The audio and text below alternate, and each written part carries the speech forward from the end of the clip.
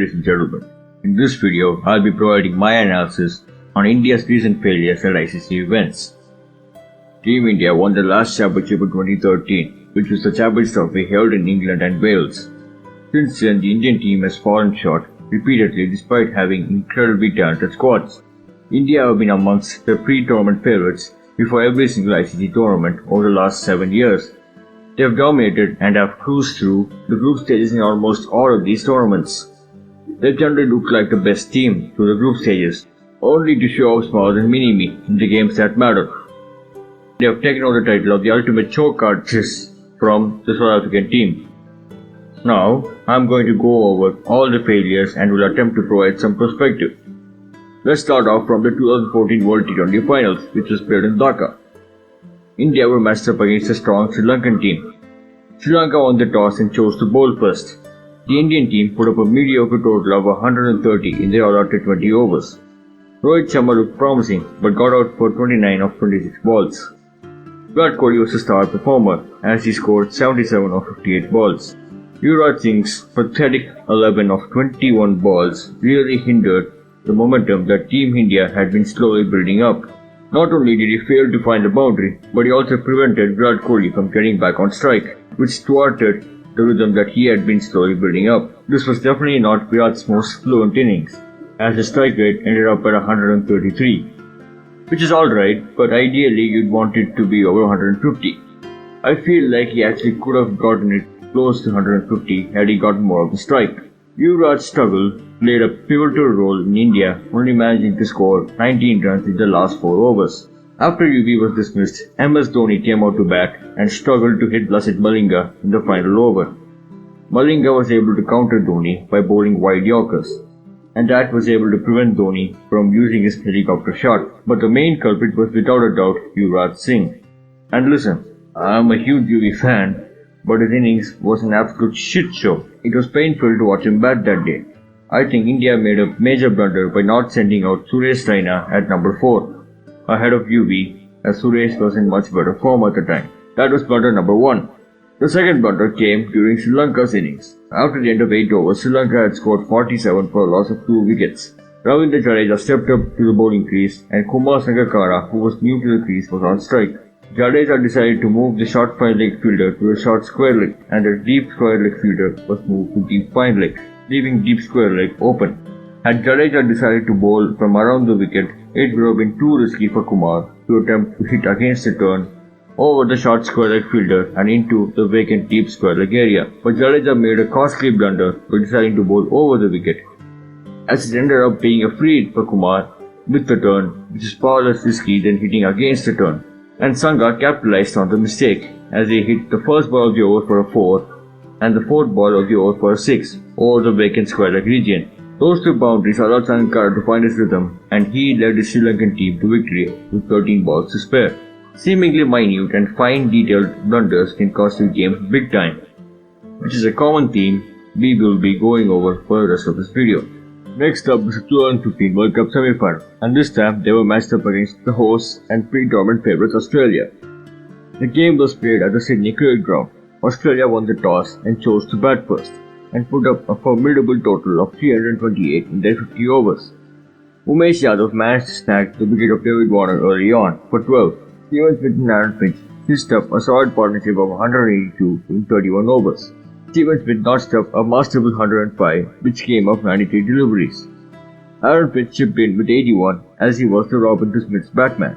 A few of the Australian batsmen contributed with breezy cameos as Australia managed to score 89 in their final 10 overs. I feel India actually did a pretty decent job of holding Australia to 328 as a total in the vicinity of 360 seemed possible. The only thing that I can hold against Indian bowlers is them letting Mitchell Johnson tee off for 27 in just 9 balls. I think that shifted the momentum in Australia's favour going into the innings break. India started off their pursuit of 329 in clinical fashion. The openers Rohit Sharma and Shikhar Dhawan had propelled India to 73 in 12 overs.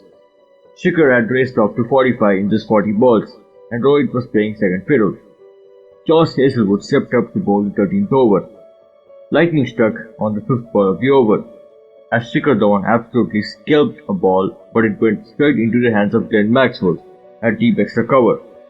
The main man Virat Kohli walks into bat with the burden of a nation's expectations on his shoulders, and is absolutely struggling. Mitchell Johnson is peppering him with a combination of short balls aimed at his ribcage in order to tuck him up, and full deliveries on or outside the off stump, all with the intention of luring him into a foul shot and getting him to ace the ball to the wicketkeeper or to one of the slip fielders. Virat manages to get a single and retains a strike for the start of the next over. Virat is unable to score off Josh Hazelwood's bowling. It ends up being a maiden over. India's score now is 77 after 15 overs. Only 4 runs have been scored of the last 3 overs. The required weight is increasing rapidly. The pressure is mounting on Virat Kohli, who is on one of 12 balls. He desperately wants to cut loose. Virat is on strike for the third ball of the over. Mitchell Johnson runs in and bowls a bouncer. Virat takes on the bouncer and loses emphatically. Fast forward to the last ball of the 18th over. Mitchell Johnson gets Rohit Sharma out clean bowled. The hopes of a nation are crushed. The game was over. India stood no chance from that point on. MS Dhoni thumped his way to a run ball 65, but it was irrelevant as the game was out of his hands. India got bowled out for 233 in 46.5 overs and lost the match by 95 runs. Let's move on to the 2016 World T20 semi-finals, which was held at the Wankhede Stadium in Mumbai. The Wankhede Stadium pitch was as flat as a road and had seen a bunch of extremely high-scoring games. In fact, England had chased down a monstrous target of 230 against South Africa earlier in the group stages. So almost everyone expected a Wild West shootout between India and the West Indies, especially considering the batting depth of both teams. India lost the toss once again, and the West Indies captain Darren Sammy chose to bowl first. India put up a respectable 192 in their 20 overs for a loss of just 2 wickets on the back of a mesmerizing Virat Kohli performance as he lit up the West Indies bowlers for 89 of just 47 balls. 192 is not a bad total under any circumstances, but I feel like it was 20 runs short of what was needed based on the quality of the Wankhede pitch. As I already mentioned before, England had managed to gun down 230 in one of the group stage games. I feel like Ajinkya Rahane's performance held India back, as he only managed to score 40 of 35 balls, which was substandard on a pitch that resembled a road. Rohit Sharma getting out just as he was preparing to launch into 5th gear hurt India a lot. He got out for 43 of 31 balls. Had he batted for a few more overs, I feel like he could have ended up with 90 of around 45 to 50 balls. And that would have propelled India's score closer to 215 instead of the 192 they eventually ended up with. The major threat to India's bowlers was the universal boss Christopher Henry Gale. After the first over of the second innings, West Indies had scored 6 runs for a loss of no wickets. The second over is to be bowled by Jasprit Bumrah. The danger man Chris Gayle is on strike. Bumrah runs in and bowls an in-swinging Yorker. The late swing helps the ball in evading Chris Gayle's bat. This was planned by Bumrah well in advance. See, he had gotten Chris Gayle out in the past on a couple of occasions using the slower ball, and he knew that Chris would be anticipating the slower delivery. Hence he decided that he was going to bowl a Yorker. And it worked. The boss was out. Now let's fast forward to the 7th over, which is being bowled by Ravichandran Ashwin. On the 5th ball of the over, Ashwin bowls a short delivery well outside of off stump, similar to the delivery which was previously hit by Lendl Simmons for 4 earlier in the over.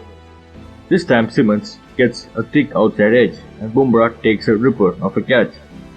Everyone is jubilant, but then we find out that it was a no ball. The fans who were jubilant just moments ago are now pissed off.